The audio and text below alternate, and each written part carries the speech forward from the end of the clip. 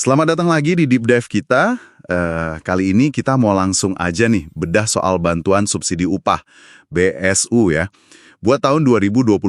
Betul. Pasti banyak yang penasaran, ini apa lagi sih? Terus saya bisa dapat nggak ya? Gimana caranya gitu kan? Iya, ini lagi rame ya. Nah, sumber kita jelas kok. Kita pakai Peraturan Menteri Ketenagakerjaan yang paling baru, Permenaker nomor 5 tahun 2025. Terus ada juga info dari BPJS Ketenagakerjaan. Oke, Permenaker 05 2025 sama info BPJS Ketenagakerjaan. Iya, jadi misi kita hari ini simple aja. Bantu Anda biar paham program ini. Cepet, akurat, nggak pakai ribet lah. Sip. Oke, kita mulai ya. Jadi, BSU 2025 ini kan intinya bantuan subsidi gaji gitu ya. Nah, tujuannya apa sih pemerintah ngeluarin ini lagi? Betul, ini subsidi upah. Dasarnya ya Permenaker 05 2025 tadi.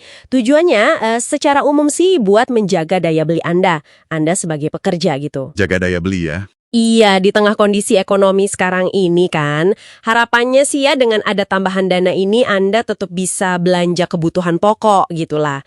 Biar ekonomi juga tetap muter. Anggap aja kayak stimulus kecil tapi langsung ke kantong Anda.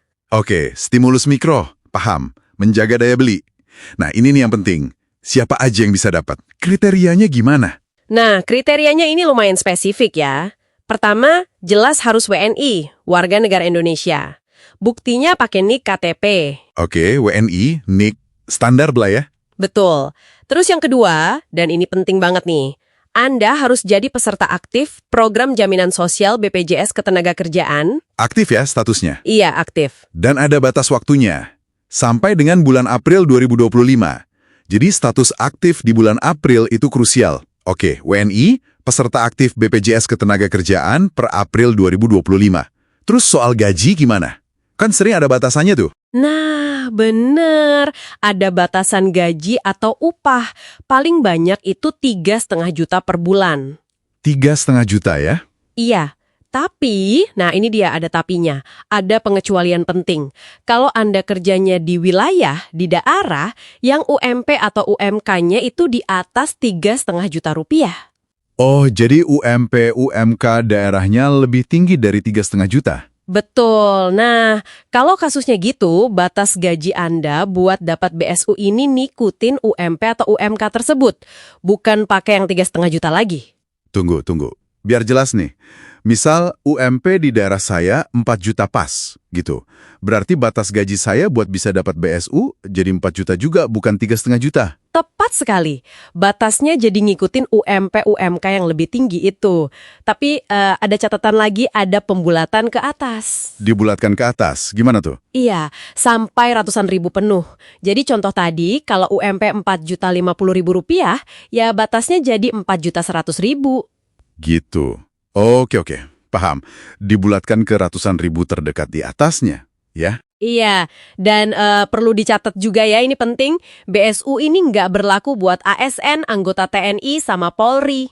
Oh iya. PNS, TNI, Polri nggak dapat ya? Betul, fokusnya memang ke pekerja atau buruh di luar sektor itu. Oke, jadi intinya pastiin data gaji di BPJS Ketenagakerjaan itu benar, terus status pesertanya aktif di April 2025. Nah, terus dapatnya berapa sih besar bantuannya? Jumlahnya itu 300.000 per bulan. Per bulan? Iya, tapi dikasihnya buat 2 bulan. Dan pembayarannya itu langsung sekaligus, 1 kali transfer aja. Jadi total yang Anda terima nanti 600.000. 600.000 sekali cair ya? Lumayan lah. Ini berlaku di seluruh Indonesia kan? Nggak ada batasan wilayah? Iya, berlaku nasional. Semua sektor usaha juga masuk. Tapi ada satu prioritas nih. Prioritas, gimana tuh? Jadi, diutamakan buat Anda yang nggak lagi nerima bantuan PKH. Program Keluarga Harapan itu loh. OPKH? Iya, di tahun anggaran yang sama. Tujuannya ya biar nggak tumpang tindih aja penerima bansosnya. Oke, masuk akal sih. Biar lebih merata ya. Terus penyalurannya, uangnya masuk lewat mana? Nantinya langsung ke rekening bank Anda yang udah ada. Lewatnya Bank Himbara. Himbara itu BNI, BRI, Mandiri, BTN ya? Betul. Atau bisa juga lewat Bank Syariah Indonesia, BSI. Atau satu lagi bisa juga lewat PT Pos Indonesia, kantor pos. Oh, jadi pilihannya lumayan banyak ya? Oke, itu soal siapa dan berapa. Sekarang prosesnya nih. Gimana ceritanya dari data kita sampai uangnya bisa masuk rekening? Kayak ini agak panjang ya. Iya, prosesnya memang ada beberapa tahap verifikasi sih, nggak langsung ujuk-ujuk masuk. Jadi gini, awalnya itu BPJS Ketenagakerjaan. BP Jam Sostek ya? Iya, BP Jam Sostek. Mereka yang nyaring data pesertanya dulu.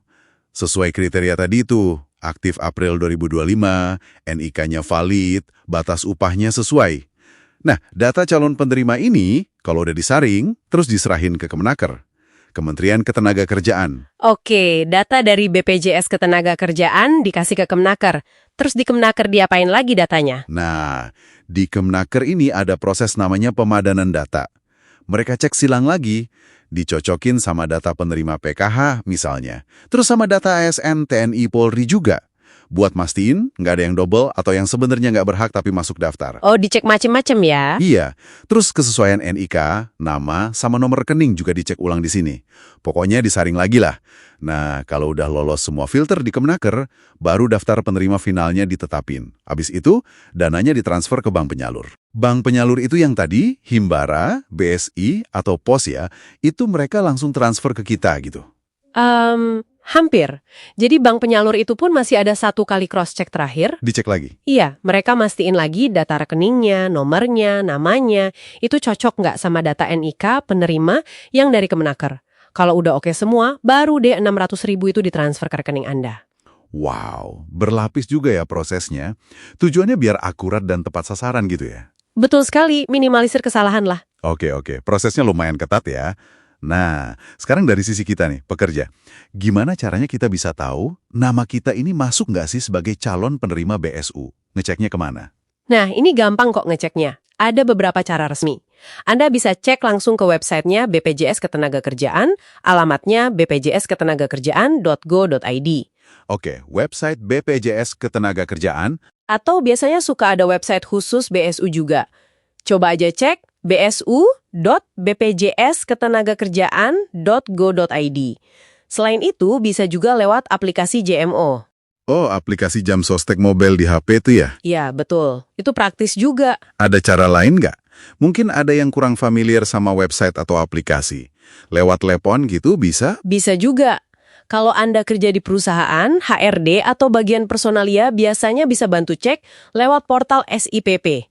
Itu sistem pelaporan peserta buat perusahaan. Oke, lewat HRD bisa ya? Bisa.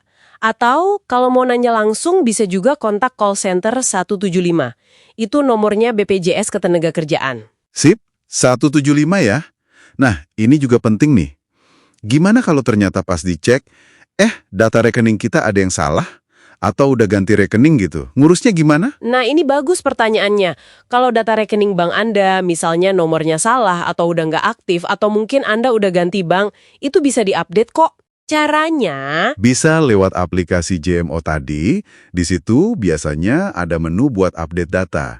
Atau cara lain, ya minta tolong ke HRD perusahaan Anda buat bantu update datanya lewat SIPP.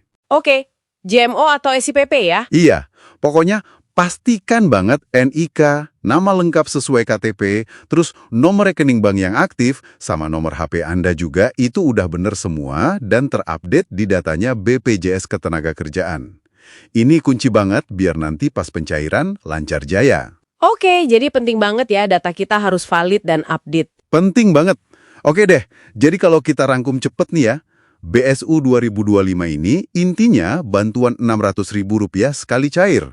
Buat Anda, pekerja atau buruh WNI, yang penting aktif jadi peserta BPJS Ketenagakerjaan per April 2025. Gajinya di bawah 3,5 juta, atau ikut UMP MUK kalau lebih tinggi. Dan bukan ASN, TNI, atau Polri. Gitu ya? Sip, ringkasannya pas itu. Dan jangan lupa, buat Anda semua, cek status kelayakan Anda di kanal-kanal resmi yang tadi udah disebutin. Website, JMO, atau tanya HRD, atau call center 175. Iya, ini kan nunjukin juga ya gimana pemerintah pakai instrumen kayak BPJS Ketenagakerjaan ini buat nyalurin jaring pengaman sosial. Bantuan ini ya meskipun sifatnya sementara aja, harapannya sih bisa ngasih sedikit ruang napas lah buat kebutuhan Anda. Benar. Nah, sebagai penutup nih, mungkin sedikit bahan pikiran buat Anda di rumah. BSU ini kan sifatnya sementara ya, sekali waktu aja. Nah, menurut Anda nih, langkah apa sih yang paling efektif buat jaga daya beli Anda secara pribadi? Tapi untuk jangka panjang gitu, di luar bantuan kayak gini. Sesuatu buat direnungin lah ya. Pertanyaan menarik itu. Oke deh, sampai sini dulu deep dive kita kali ini. Sampai jumpa di kesempatan berikutnya.